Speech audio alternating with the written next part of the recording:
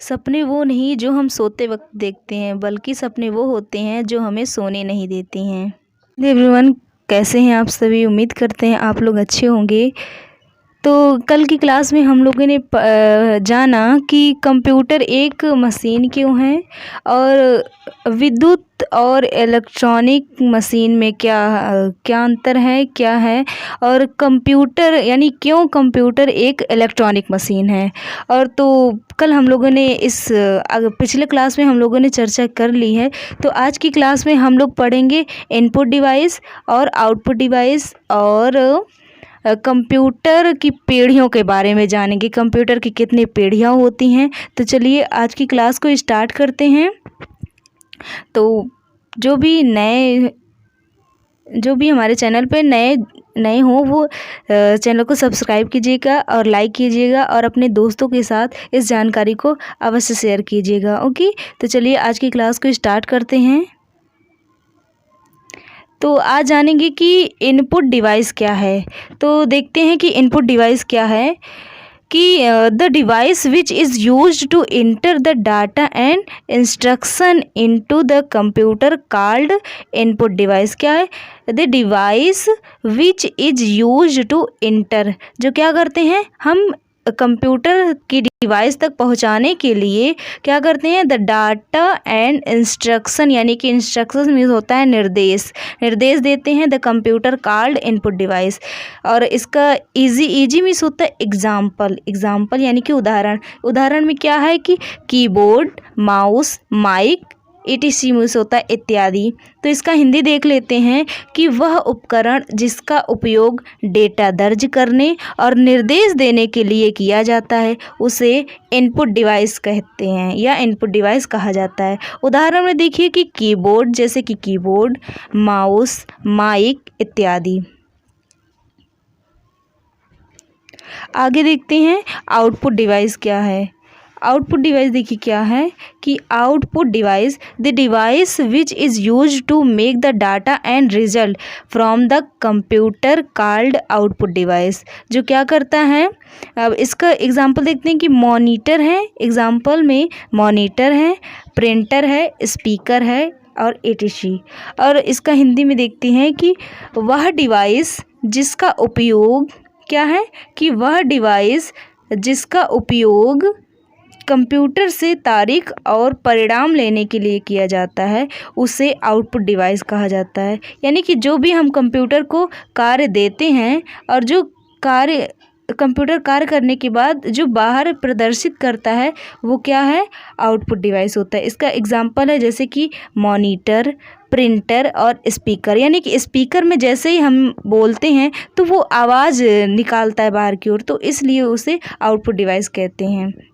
आगे देखते हैं कि आगे क्या है कि जनरेशन ऑफ कंप्यूटर की पीढ़ी। अब कंप्यूटर की कितनी पीढ़ियां हैं ये भी हम लोग जान लेते हैं। कंप्यूटर की कितनी पीढ़ियां हैं, तो कंप्यूटर की 5 पीढ़ियां हैं। अब 5 पीढ़ियां में कौन कौन सी पीढ़ियां देखिए, first generation, second generation, third generation, fourth generation and fifth generation.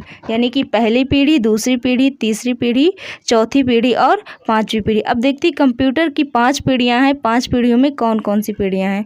तो फर्स्ट जनरेशन में क्या होता है, कंप्यूटर में फर्स्ट जनरेशन कब से स्टार्ट होता है, 1946 टू 1955।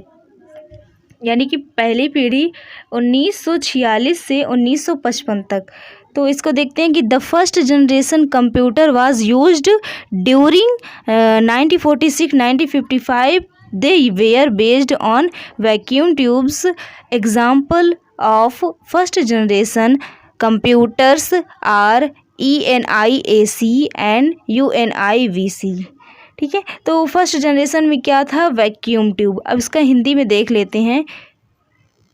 क्या है फर्स्ट जनरेशन में क्या था कि फर्स्ट जनरेशन में किस चीज़ को देखा गया, मोस्टली इसमें वैक्यूम ट्यूब था। अब इसका देखते हैं एडवांटेज मीन्स होता है लाभ बोल सकते हैं या फ़ायदा बोल सकते हैं। यानी कि फर्स्ट जनरेशन की कंप्यूटर से हमको क्या क्या लाभ हुए हैं, तो इसको देखते हैं। वैक्यूम ट्यूब्स वेयर यूज्ड, क्या है, vacuum tubes were used. And second है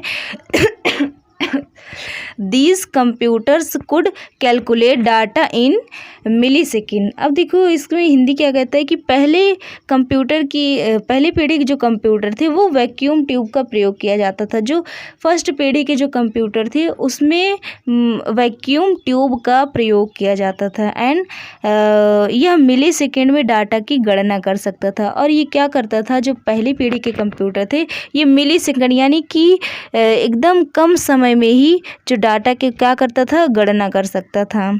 ये फर्स्ट जनरेशन के कंप्यूटर थे। अब इसमें जैसे कुछ फ़ायदे होते हैं, फर्स्ट जनरेशन के कंप्यूटर में कितने फ़ायदे होते हैं, कितने नुकसान हुए, ये आगे देखते हैं। कि फ़ायदा तो हम लोगों ने देख लिया, अब नुकसान क्या है।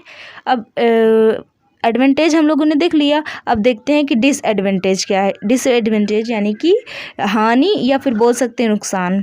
तो इसको देखते हैं कि डिसएडवांटेज। अब इसमें क्या है, the computer were very large in size. ये क्या था, कंप्यूटर एक were very large in size, computer काफ़ी बड़ा था। कौन सा, फर्स्ट जनरेशन का जो कंप्यूटर था वो काफ़ी बड़ा था। And second, this consumed a large among of energy. और जो क्या करता था, एनर्जी को काफ़ी मात्रा में क्या था, कंज्यूम करता था। और they heated very soon due to 1000 of vacuum tube. आगे, they were not very reliable, air conditioning was required। and sixth है, constant maintenance was required। Seventh है, नॉन पोर्टेबल।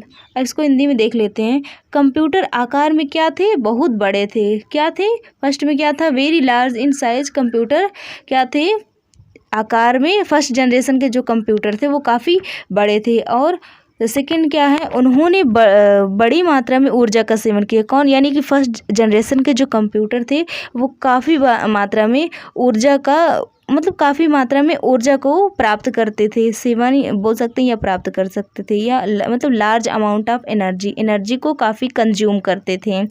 हज़ारों वैक्यूम ट्यूब के कारण वे बहुत जल्द गर्म हो जाते थे। यानी कि उसमें एक दो नहीं बाकी हज़ारों वैक्यूम ट्यूब होते थे, जिसके कारण जो कंप्यूटर होता है थोड़ा सा वर्क करता है उसके बाद बहुत जल्द ही गर्म हो जाता था। और फोर्थ में क्या है कि वह बहुत विश्वसनीय नहीं थे, यानी कि उस पर आसानी से ट्रस्ट नहीं किया जा सकता था। एयर कंडीशनिंग की आवश्यकता थी। इसमें जैसे आज के कंप्यूटर में क्या हो गए हैं कि एयर कंडीशनर की आवश्यकता है, लेकिन पहले जो फर्स्ट जनरेशन के कंप्यूटर थे वो उसमें इसकी आवश्यकता बहुत थी। लेकिन अभी आज के समय में तो आज के समय में तो एयर कंडीशनर की आवश्यकता है, पहले भी थी। लगातार रख रखाव की आवश्यकता थी। उसको इतने बड़े होते थे कि रखने में, उठा के रखने में दिक्कत होती, और आजकल तो कहीं भी उठा के रख सकते हैं। और यह नॉन पोर्टेबल था, यानी कि ये पोर्टेबल नहीं था। अब देखते हैं कि सेकेंड जनरेशन के कंप्यूटर में क्या क्या थे। तो आइए देखते हैं कि सेकेंड जनरेशन कब से कब तक है कि 1956 से 1963, यानी कि दूसरी पीढ़ी के जो कंप्यूटर थे वो 1956 से 1963 तक थे। देखिए क्या कहते हैं कि in this generation the transistor were used in the place of vacuum tubes. यानी कि जो फर्स्ट जनरेशन के कंप्यूटर थे उसमें तो वैक्यूम ट्यूब का प्रयोग किया गया था, लेकिन सेकेंड जनरेशन में क्या था, सेकेंड जनरेशन में ट्रांजिस्टर का प्रयोग किया गया, ट्रांजिस्टर। अब इसके आगे देखते हैं कि the computer of this generation were क्या थे, स्मॉलर थे यानी कि छोटे थे, फास्टर यानी कि तेज़ी चलने वाले, cheaper, more energy efficient and more reliable than the first generation. और क्या था, second generation computer are IBM 7094 series, IBM 14000 और सीरीज, एंड CDC 164 ATC।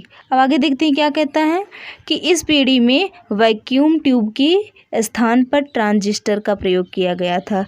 इसमें देखिए फर्स्ट जनरेशन में क्या हुआ था कि वैक्यूम ट्यूब का प्रयोग किया गया था, लेकिन सेकेंड जनरेशन के कंप्यूटर में ट्रांजिस्टर का प्रयोग किया गया है। इस पीढ़ी का कंप्यूटर पहले की तुलना में छोटा, तेज, सस्ता, अधिक ऊर्जा कुशल और अधिक विश्वसनीय था। यानी कि सेकेंड जनरेशन के कंप्यूटर क्या थे, वो छोटे थे, तेज़ थे और सस्ते भी थे और अधिक उसमें वेरी एनर्जी होती थी और अधिक विश्वसनीय भी किया जाता था, यानी कि ट्रस्ट भी किया जाता। और दूसरी पीढ़ी के कंप्यूटर IBM 7094 इसमें श्रृंखला थी, यानी कि सीरीज थी। IBM 1400 इसमें श्रृंखला थी और CDC 164 इतनी थी आदि। तो यानी कि सेकेंड जनरेशन के जो कंप्यूटर थे उसमें क्या थे, उसमें ट्रांजिस्टर का प्रयोग किया गया था और फर्स्ट जनरेशन की कंप्यूटर में उसमें वैक्यूम ट्यूब का प्रयोग किया गया था।